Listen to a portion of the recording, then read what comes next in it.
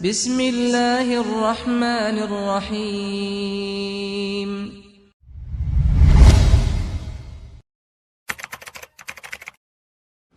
Bismillahirrahmanirrahim. Assalamualaikum warahmatullahi wabarakatuh.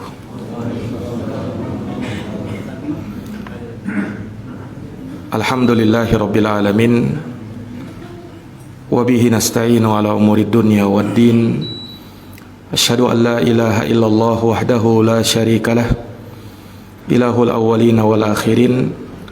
Wa asyhadu anna Muhammadan abduhu wa rasuluhu shadiqul amin, sallallahu alaihi wa ala alihi wa sahbihi wa man tabi'ahum bi ihsanin ila yaumiddin wa sallama tasliman katsira, amma ba'd.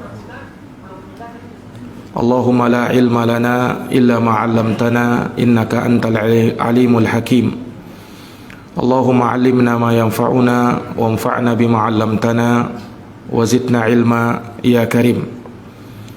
Rabbi shrah li sadri wa yassir li amri wahlul 'uqdatan min lisani yafqahu qawli. Ma'asyiral muslimin wal muslimat, hadirin wal hadirat, Bapak Ibu, saudara-saudari, jamaah salat maghrib yang dirahmati dan dimuliakan oleh Allah. Alhamdulillah, kita panjatkan puja dan puji syukur kehadirat Allah Subhanahu wa taala Rabbul alamin.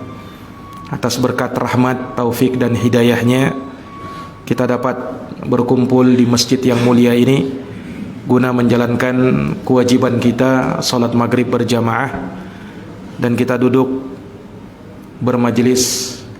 Semoga Allah Subhanahu wa taala senantiasa memberikan dan mencurahkan rahmatnya kepada kita, dan semoga apa yang kita lakukan di tempat yang mulia ini menjadi amal yang kita akan melihat kebaikannya pada yaumul akhir nanti. Amin ya rabbal alamin.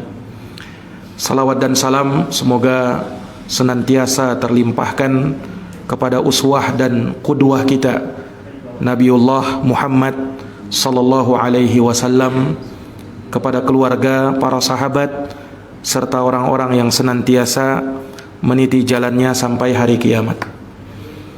Ma'asyiral muslimin, jamaah Masjid Al-Husna yang dirahmati dan dimuliakan oleh Allah, melanjutkan pembahasan kita dari kitab tafsir surat Al-Ghasyiyah. Surat yang agung ini telah kita bacakan mulai dari ayat pertama, ayat kedua, dan ayat yang ketiga. Telah kita jelaskan tafsirnya dari pembahasan dan uraian para ulama ahli tafsir terkait dengan surat yang agung ini.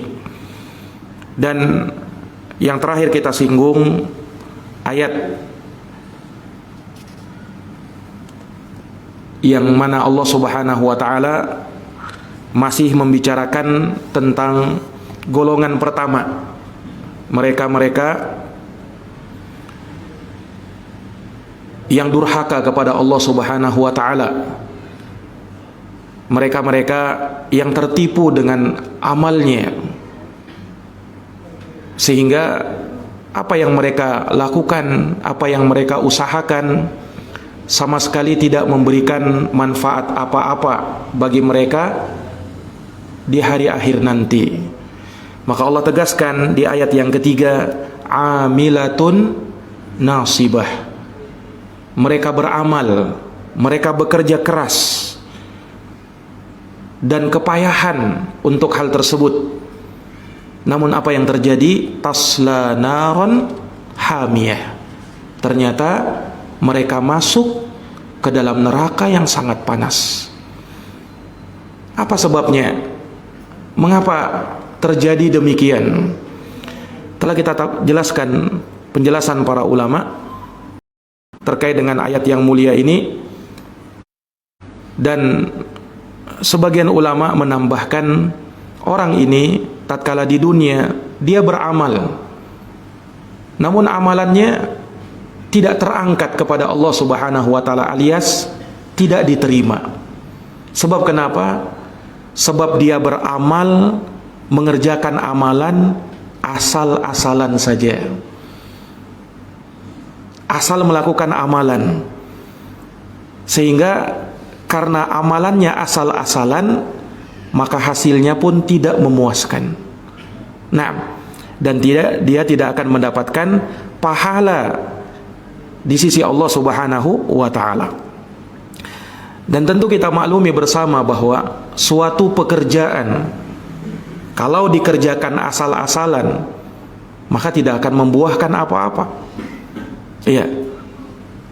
Tukang bangunan misalnya, kalau kerjanya asal-asalan, asal jadi, tanpa memperdulikan kekuatan bangunannya, ketahanannya, maka jadinya pun asal-asalan dan tentunya akan mengecewakan. Orang yang tes ujian misalnya, dia kerjakan soal ujian asal-asalan, maka dia tidak akan mendapatkan hasil yang memuaskan dan bisa jadi tidak lulus ujian. Kenapa? Ya karena asal-asalan tadi. Ya, ibu-ibu kita yang memasak di dapur misalnya, masaknya asal-asalan, asal selesai, maka masakannya tidak akan enak. Nah, ini menunjukkan kepada kita bahwa segala sesuatu itu ada aturannya. Nah, ini dalam urusan dunia saja mesti kita ikut bagaimana tata caranya, bagaimana aturannya. Tidak boleh asal-asalan, tidak boleh sembarangan. Apalagi kalau dalam urusan agama, apalagi kalau dalam urusan akhirat. Kalau dalam urusan dunia saja seperti itu, maka bagaimana lagi kalau dalam urusan agama, para hadirin yang dirahmati dan dimuliakan oleh Allah. Maka agama kita, agama yang ilmiah, agama yang punya aturan. Dan inilah keutamaan agama kita. Segala sesuatunya bisa dibuktikan dengan ilmu dan dalil. Segala sesuatunya ada aturan mainnya. Islam bukan hanya mengatur urusan ibadah saja, tidak. Tapi Islam juga mengatur urusan muamalah. Juga diatur sedemikian rupa. Dan ini sangat nampak kalau kita misalnya belajar fikih Islam. Kita buka dari A sampai Z, maka kita akan lihat betapa indahnya Islam ini. Mengatur segala urusan manusia, baik yang berkaitan dengan hablum minallah, urusan kita dengan Allah, atau hablum minan nas, hubungan antara sesama manusia. Dan kita mesti siap dan mesti tunduk dengan aturan-aturan tersebut, menerimanya dengan pasrah. Karena kita yakin bahwa semua aturan Allah pasti kebaikan. Tidak ada aturan yang mengantarkan kepada kebinasaan.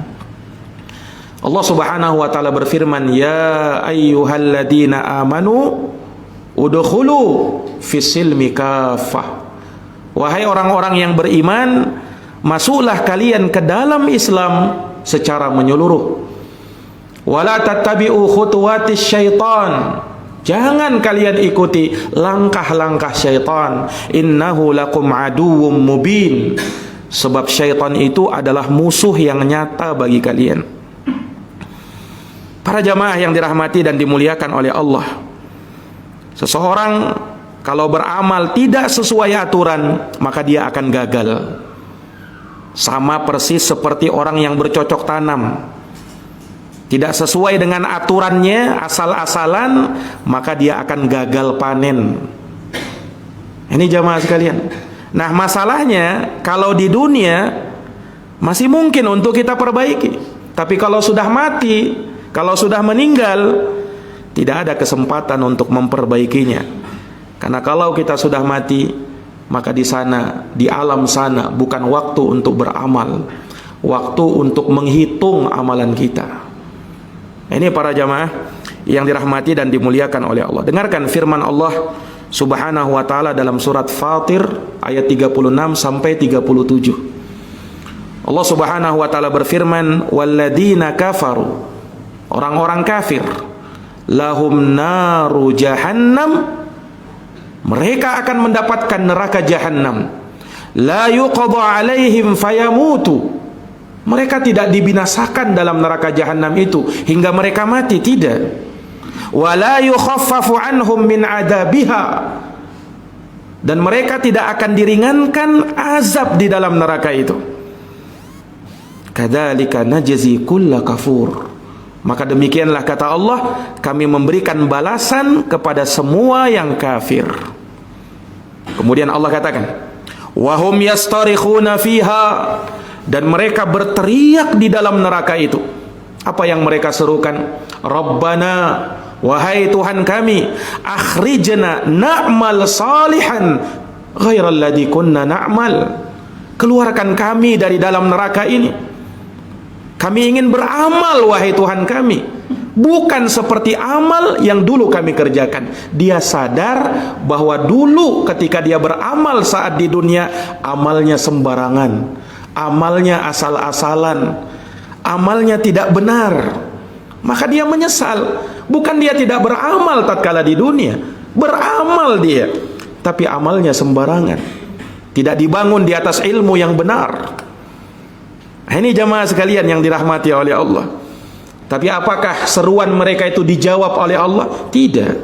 Justru Allah katakan kepada mereka, awalam nu'ammirkum ma yatadakkaru fihi man tadakkar. Bukankah kami sudah berikan waktu kepada kalian? Bukankah kami sudah beri umur kepada kalian? Itu sudah cukup bagi orang yang mau mengingat. Waja'akumun nadhir, sudah datang pemberi peringatan. Mengapa kalian tidak ingat-ingat juga? Maka Allah katakan, fadhuku, rasakanlah. Fama lidzalimina min nasir, tidak ada penolong bagi orang-orang yang zalim. Ini para jamaah sekalian yang dirahmati dan dimuliakan oleh Allah Subhanahu wa taala. Demikian. Kalau dalam urusan dunia, ya, kita mungkin cuma rugi di dunia, tapi kalau dalam urusan agama, dalam urusan akhirat, ruginya kita bawa sampai ke akhirat. Ini masalahnya jamaah yang dirahmati dan dimuliakan oleh Allah. Maka mumpung kita masih hidup, maka jangan sampai kita termasuk dalam ayat yang disebutkan di surat Al-Ghasyiyah ini. Amilatun nasibah. Mereka beramal, mereka letih dan lelah dalam amalannya, tapi apa? Tasla naron hamiyah. Ternyata masuk ke dalam neraka yang panas. Kok bisa seperti itu? Nah, ini karena amalnya tadi apa? Asal-asalan, asal jadi, asal selesai, asal dikerjakan. Oh, amalan tidak seperti itu, Pak. Amalan itu dibangun di atas landasan ilmu yang benar, di atas dalil dari Al-Quran dan sunnah Nabi Sallallahu Alaihi Wasallam. Ibarat orang yang mau berjalan. Imam Hasan Al-Basri rahimahullahu ta'ala pernah berkata, al-amilu ala ghairi ilmin kasalikin ala ghairi tariqin. Orang yang beramal tapi tanpa ilmu itu sama saja seperti orang yang berjalan tanpa ada rute yang mau dia tempuh. Ya tersesat. Nah, wal amilu ala ghairi ilmin ma yufsidu akthar mimma yuslih. Orang yang beramal tanpa ilmu, maka kerusakan yang dia buat akan lebih banyak dari perbaikannya. Ini ucapan Al-Imam Al-Hasan Al-Basri rahimahullahu ta'ala. Maka para jamaah yang dirahmati dan dimuliakan oleh Allah, ayat ini menerangkan kepada kita bahwa segala amal yang kita kerjakan mesti kita landasi dengan landasan yang sesuai dengan agama dan ikhlas karena Allah Subhanahu wa taala. Al-ikhlas wal mutaba'ah. Ini para jamaah yang dirahmati dan dimuliakan oleh Allah Subhanahu wa taala. Makanya kalau kita melihat ya syarat diterimanya suatu amalan, syarat diterimanya suatu ibadah dijelaskan oleh para ulama harus dilandasi dengan keikhlasan. Sebab kalau tidak ikhlas, amalnya habaan mansura, bagaikan debu yang berterbangan. Allah tidak terima amalan yang seperti itu. Allah tidak terima amalan yang seperti itu. Yang Allah terima kalau itu amalan ikhlas karena Allah dan sesuai dengan tuntunan agama. Ini para jamaah yang dirahmati dan dimuliakan oleh Allah.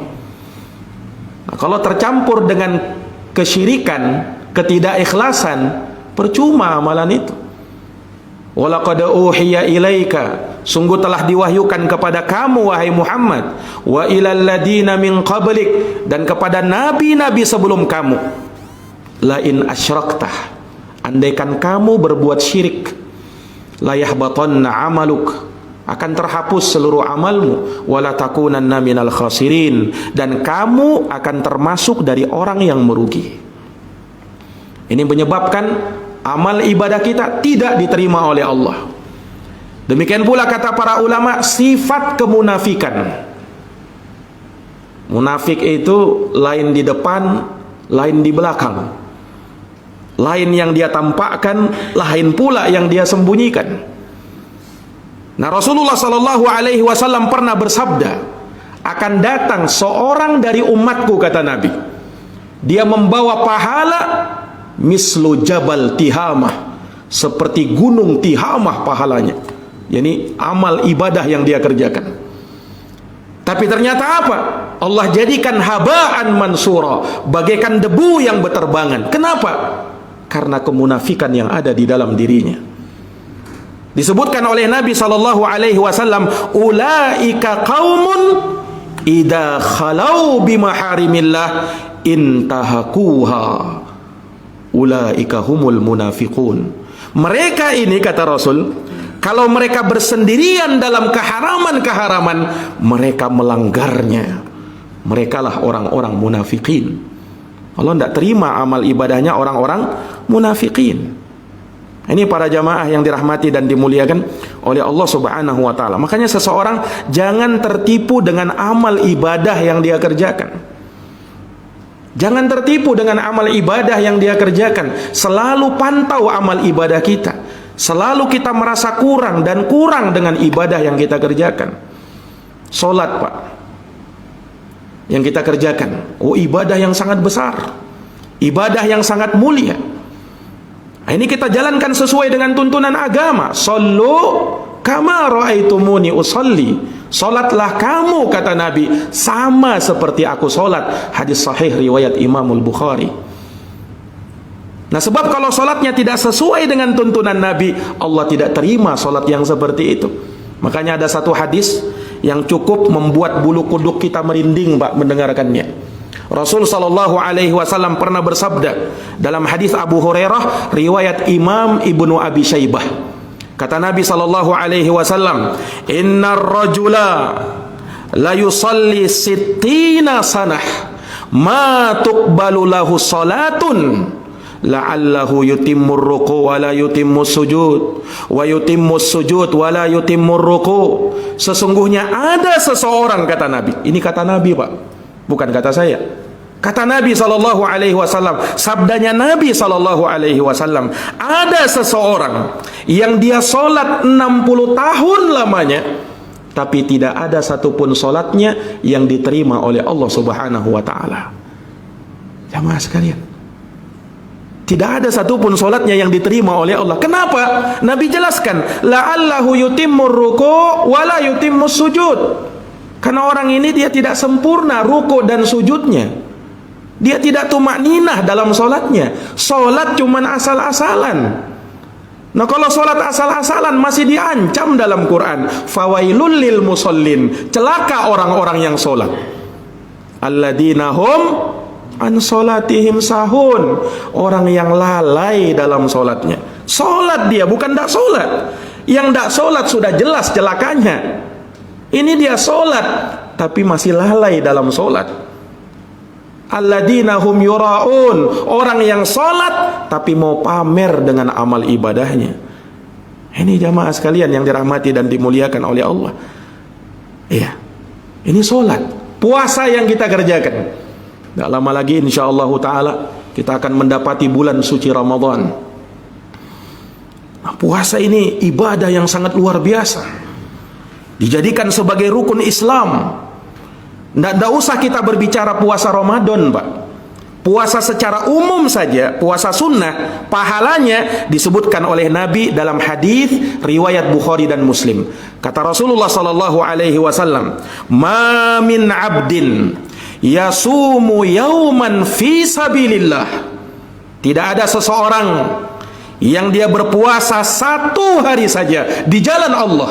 Nabi tidak sebutkan puasa Ramadan ini, enggak. Puasa secara umum. Satu hari dia berpuasa di jalan Allah, illa ba'adallahu bidzalikal yauma wajahahu minan nar sab'ina kharifa.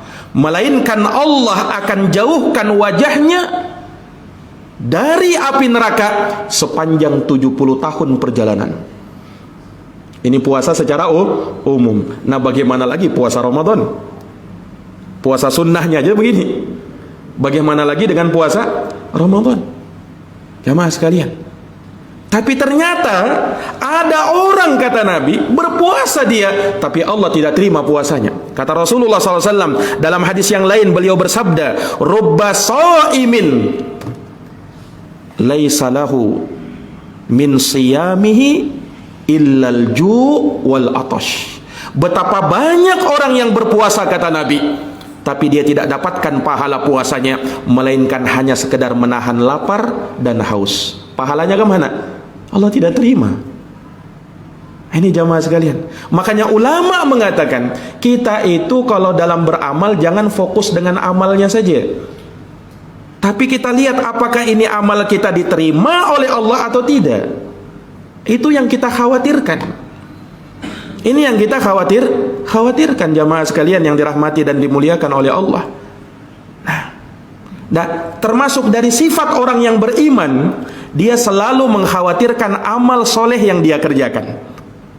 Makanya Pak, mungkin kita pernah mendengar bagaimana kisahnya Nabi Ibrahim dan Nabi Ismail. Dua nabi yang mulia ini, yang pertama membangun rumah Allah di muka bumi ini, Ka'bah. Dibangun pertama oleh Nabi Ibrahim dan putranya Nabi Ismail. Selesai mereka bangun Ka'bah, mereka berdoa kepada Allah. Ini amalan bukan sembarang amalan ini kan. Rumah pertama di muka bumi, rumahnya Allah, dia bangun. Nah, kita kalau bangun masjid saja sudah amalan luar biasa. Ini Ka'bah yang dia bangun. Tapi bersamaan itu lihat doanya Nabi Ibrahim dan Nabi Ismail. Apa doanya? Disebutkan dalam Quran. Rabbana taqabbal minna innaka antas sami'ul alim. Wahai Tuhan kami, terima amal kami ini. Kata ulama, Nabi Ibrahim dan Nabi Ismail mengkhawatirkan amalnya itu tidak diterima oleh Allah. Padahal Nabi ini, padahal Rasul ini, bapaknya Nabi, anaknya Nabi. Tapi bersamaan dengan itu mereka khawatir jangan sampai tidak diterima oleh Allah. Ini sifatnya orang beriman dan sifatnya para nabi dan para rasul, mengkhawatirkan kalau amalnya tidak diterima oleh Allah. Juga di dalam Quran, dalam surat Al-Mu'minun, Allah Subhanahu wa taala berfirman, "Walladzina yu'tuna ma atau wa qulubuhum wajilah annahum ila rabbihim raji'un." Orang-orang yang telah memberikan apa yang telah mereka berikan. Mereka berikan sebagian hartanya di jalan Allah, dalam keadaan hati mereka takut kepada Tuhan mereka, bahwa mereka kelak akan dikembalikan kepada Allah. Ayat ini Pak pernah ditanyakan kepada oleh Sayyidah Aisyah radhiyallahu anha kepada baginda Rasulullah sallallahu alaihi wasallam tentang makna ini ayat. Kata Aisyah, "Ya Rasulullah, apakah maksud dari ayat ini orang yang tadinya berbuat dosa, dia mencuri, dia minum khamar, dia berzina, lalu dia takut dengan dosanya? Apakah itu yang dimaksud ya Rasul?" Kata Rasul, "La ya bintas Siddiq." Bukan seperti itu yang dimaksud oleh ayat ini, wahai putri As-Siddiq. Bukan itu. Terus apa maksud dari ayat ini? Kata Rasulullah sallallahu alaihi wasallam, "Lakinnahu huwallazi yusalli wa yasum wa yatasaddaq wa huwa yakhafullah wa huwa yakhafun wa hum yakhafun alla yuqbala minhum." Tapi mereka ini orang yang sudah sholat, orang yang sudah zakat, orang yang sudah puasa, orang yang sudah bersedekah, tapi dia masih khawatir jangan sampai amal-amal itu tidak diterima oleh Allah. Allahu Akbar. Ini jamaah sekalian yang dirahmati oleh Allah. Sehingganya ya, ini memberikan kepada kita motivasi untuk selalu dan selalu memperbaiki amal kita. Itu yang pertama. Yang kedua, mengkhawatirkan amal ibadah kita jangan sampai tidak diterima oleh Allah. Ini ayatnya. Amilatun nasibah. Dia beramal, capek dia dalam beramal, lelah dia dalam beramal. Ternyata apa? Tasla naron hamiyah. Dia masuk ke dalam neraka yang sangat panas. Para jamaah yang dirahmati dan dimuliakan oleh Allah, perhatikan ayat yang keempat ini. Allah Subhanahu wa taala tegaskan, tasla naron hamiyah. Mereka, yakni wajah-wajah orang kafir tersebut masuk ke dalam neraka. Neraka yang hamiyah, neraka yang sangat panas. Allah sifatkan neraka itu hamiyah. Apinya itu sangat panas. Kenapa? Karena neraka Allah Subhanahu wa taala dipanaskan bukan sehari dua hari, bukan sebulan dua bulan, bukan setahun dua tahun, ribuan tahun dipanaskan. Itu api neraka, Pak. Dalam hadis riwayat Imam Tirmidzi dan Imam Ibnu Majah dari sahabat Abu Hurairah radhiyallahu taala an, Rasulullah sallallahu alaihi wasallam pernah bersabda, "Uqida 'alan nari alfasanah hatta marrat." Neraka itu dipanaskan oleh Allah selama 1000 tahun. Bayangkan, selama 1000 tahun sehingga berwarna merah. Thumma uqidu 'alaiha alfasanah hatta biyaddat. Kemudian dipanaskan lagi selama 1000 tahun hingga apinya berwarna putih. Thumma uqida 'alaiha alfasanah hatta swaddat. Kemudian dipanaskan lagi selama 1000 tahun, genap 3000 tahun neraka itu dipanaskan hatta swaddat, sampai apinya kata Nabi berwarna hitam. Fahiya sauda'u mudlimah, maka api neraka itu berwarna hitam gelap. Itu api neraka, Pak. Kalau api di dunia kan kita lihat mungkin warnanya merah, kejingga-jinggaan, ada warna birunya. Oh, api neraka bukan seperti itu, hitam gelap. Bayangkan 3000 tahun dipanaskan. Makanya kata Allah Subhanahu wa taala, tasla naron hamiyah. Mereka akan masuk ke dalam neraka yang sangat panas itu. Jamaah yang dirahmati dan dimuliakan oleh Allah. Ayat ini sebenarnya mirip dalam surat Al-Qari'ah ayat 9 sampai 11. Mirip itu. Allah berfirman apa? Fa ummuhu hawiyah. Maka tempat kembalinya adalah neraka hawiyah. Wa ma adraka ma hiya? Tahukah kamu apa neraka hawiyah itu? Apa? Narun hamiyah. Nah, sama dengan ayat ini. Dia adalah api yang sangat panas. Para jamaah yang dirahmati dan dimuliakan oleh Allah Subhanahu wa taala. Dalam hadis yang lain, Nabi menggambarkan panasnya api di dalam neraka itu, bahwa api di dunia cuman 1 bagian dari 70 bagian api yang ada di akhirat. Dalam hadis Abu Hurairah riwayat Bukhari dan Muslim, kata Nabi sallallahu alaihi wasallam, "Narukum hadhihi allati tuqidu ibnu Adam juz'un min sab'ina juz'an min harri jahannam." Api kalian ini yang kalian nyalakan, yang dinyalakan oleh anak cucu Adam, itu baru 1 bagian dari 70 bagian dari panasnya api neraka jahanam. Subhanallah. Nah, api di dunia saja kita tidak tahan, Pak, tidak mampu kita menahannya. Nah, kalau kita misalnya nyalakan lilin, Pak, nyalakan lilin di rumah, kemudian kita letakkan tapak tangan kita di atas lilin itu, kira-kira berapa menit tahannya? Tidak usah berapa menit, berapa detik tahannya. Tidak usah nyentuh, tidak nyentuh apinya itu, cuman di atas saja. Panas tidak? Panas kan? Subhanallah. Dulu, Pak, para ulama salaf dulu diriwayatkan, para orang-orang soleh dulu, kalau mereka mau tergerak untuk melakukan maksiat, mereka bakar lilin dulu, Pak. Ini ceritanya orang salaf dulu, orang soleh terdahulu. Kalau mereka mau tergoda melakukan maksiat, mereka bakar lilin. Kemudian setelah dibakar lilinnya, mereka taruh tangannya di atas. Setelah itu kalau mereka kepanasan, mereka tarik. Lalu mereka berkata-kata, ini saja kau tidak tahan ini. Ini baru satu bagian ini dari 70 bagian di neraka. Kalau kau mau melakukan maksiat kepada Allah, nah ini api ini saja kau tidak tahan. Bagaimana kita bisa tahan dengan api neraka?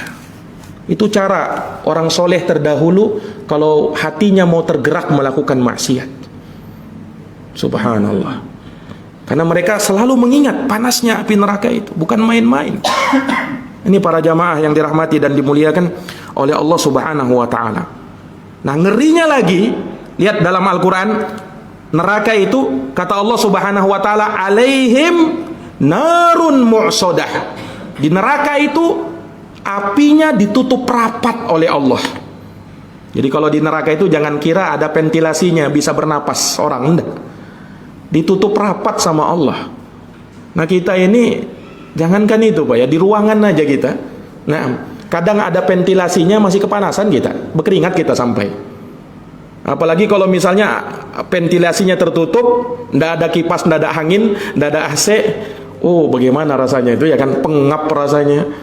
Nah, bagaimana di neraka yang ditutup rapat oleh Allah Subhanahu wa taala? Panasnya seperti itu, kemudian ditutup rapat.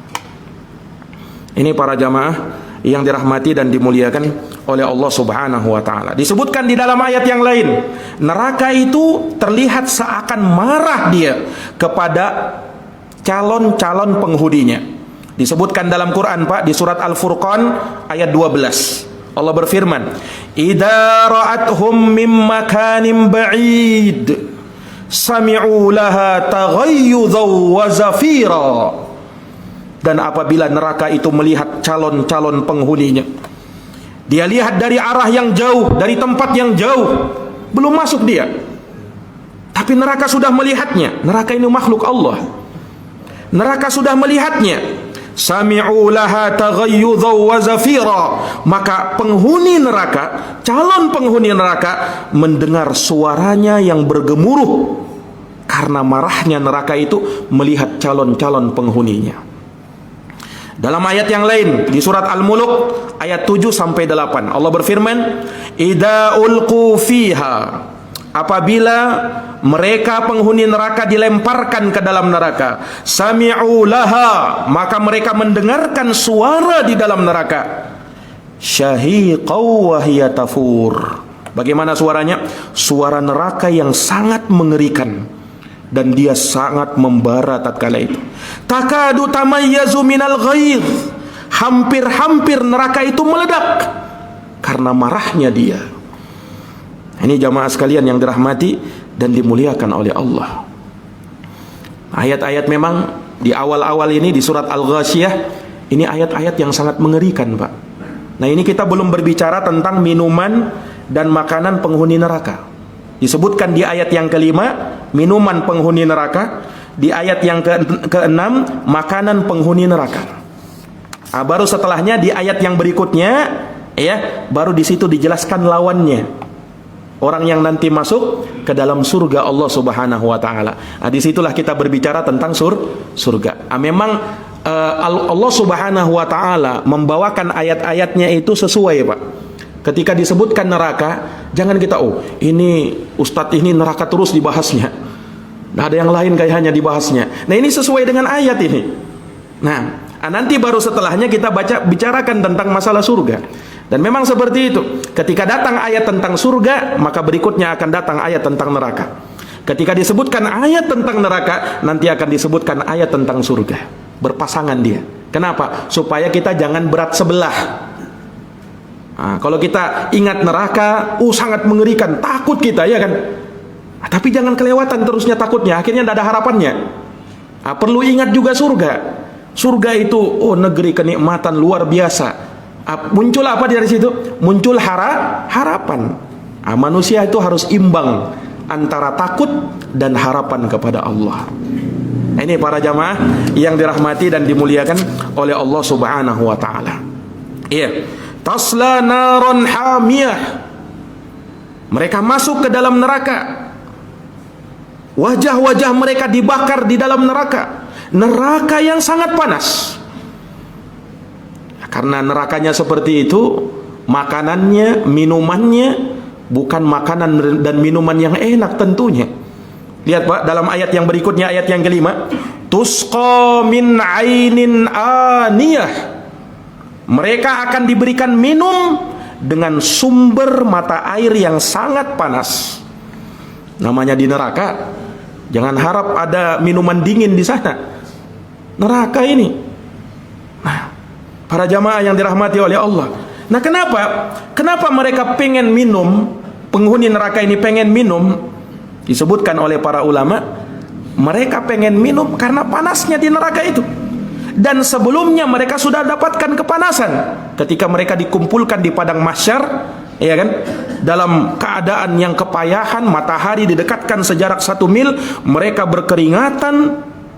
Di situ mereka merasakan lapar dan haus. Masuk lagi ke dalam neraka yang sangat panas itu, tentu kita merasakan haus yang sangat. Penghuni neraka tatkala itu.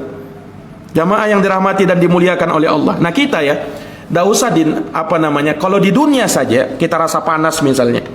Nah, itu rasanya kerongkongan, tenggorokan kita kering kan. Kita pengen minum kan. Ya, kita pengen minum karena hausnya itu. Nah, penghuni neraka pun merasakan hal yang demikian.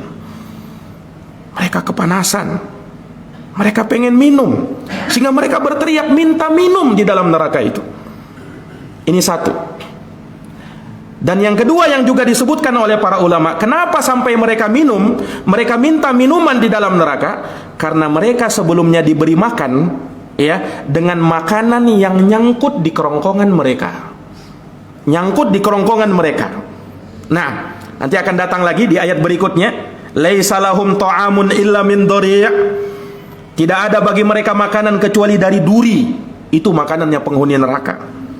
Disebutkan dalam surat Al-Muzammil ayat 12 sampai 13. Allah berfirman, "Inna ladaina ankalau wa jahima." Sesungguhnya di sisi kami ada belenggu yang sangat berat dan neraka jahim. Wa ta'aman dza ghussati wa adaban alima. Kata Allah Subhanahu wa taala, dan di dalam neraka itu ada makanan dza ghussatin. Makanan yang menyumbat di kerongkongan. Iya. Wa adaban alima, dan azab yang sangat pedih. Jamaah yang dirahmati oleh Allah, ini ayat ditafsirkan oleh sahabat Ibnu Abbas. Kata beliau, syaukan ya'khudhu bil halq, la yadkhulu wa la yakhruj. Mereka makan duri, Pak. Duri ini ketika mereka makan, karena mereka kelaparan juga. Harus mereka makan itu makanan. Kemudian ketika mereka makan, ternyata nyangkut di kerongkongannya. Nah, ketika mereka menyangkut di kerongkongannya, mereka pun minta air. Disebutkan oleh Imam Al-Hasan Al-Basri, mereka pun teringat dulu ketika di dunia, kalau ada yang nyangkut, duri nyangkut itu biasanya minum air supaya nanti turun ke perutnya. Maka mereka pun berteriak minta air. Disebutkan oleh Imam Al-Hasan Al-Basri, mereka berteriak fayastasqun, mereka minta air di dalam neraka itu, fayutraquna ala dzalik, tapi mereka dibiarkan seperti itu alfasanah, selama 1000 tahun, baru setelahnya diberikan air minum. 1000 tahun dulu menderita seperti itu, baru setelahnya diberikan air minum. Dan ketika diberikan air minum, lihat, tusqa min ainin aniyah. Mereka diberikan air minum dari sumber air yang sangat panas. Tidak main-main panasnya ini, Pak. Disebutkan di dalam Al-Quran, panasnya ini, ketika itu didekatkan bejananya itu, Allah katakan dalam Quran, wa iyastaghithu yughathu bima'in kalmuhul yashwil wujuh bi'sas syarabu wa sa'at murtafaqa. Kata Allah Subhanahu wa taala, ketika mereka memohon, meminta air minum, maka mereka pun diberikan air minum. Air minum yang bagaimana? Kal muhli yashwil wujuh, seperti besi yang mendidih, ya, yang menghanguskan wajah-wajah mereka. Jadi sebelum diminum, dekat ini hangus langsung wajah. Bi'sas syarabu, itulah minuman yang paling buruk. Wasaat murtafaqa, dan itulah tempat peristirahatan yang paling buruk. Nah, kalau didekatkan aja sudah menghanguskan wajah, kira-kira bagaimana diminum? Allah katakan di dalam Quran di surat Al-Hajj ayat 19 sampai 20. Ini selalu berhubungan ayat-ayat ini, Pak.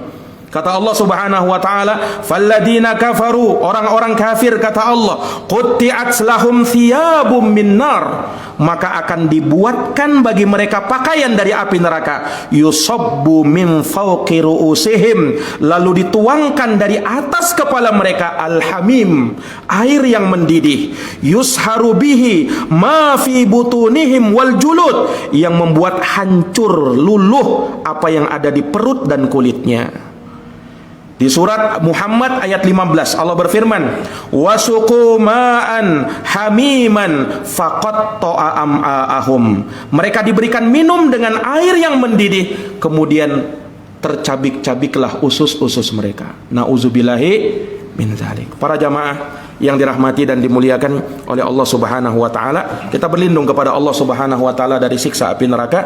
Insyaallah taala kita akan lanjutkan di pertemuan yang akan datang biidznillah taala. Jazakumullahu khairan atas perhatiannya. Mohon maaf atas segala kekurangannya. Subhanakallahumma wa bihamdika asyhadu an la ilaha illa anta astaghfiruka wa atubu ilaik. Walhamdulillahi rabbil alamin. Assalamualaikum warahmatullahi wabarakatuh.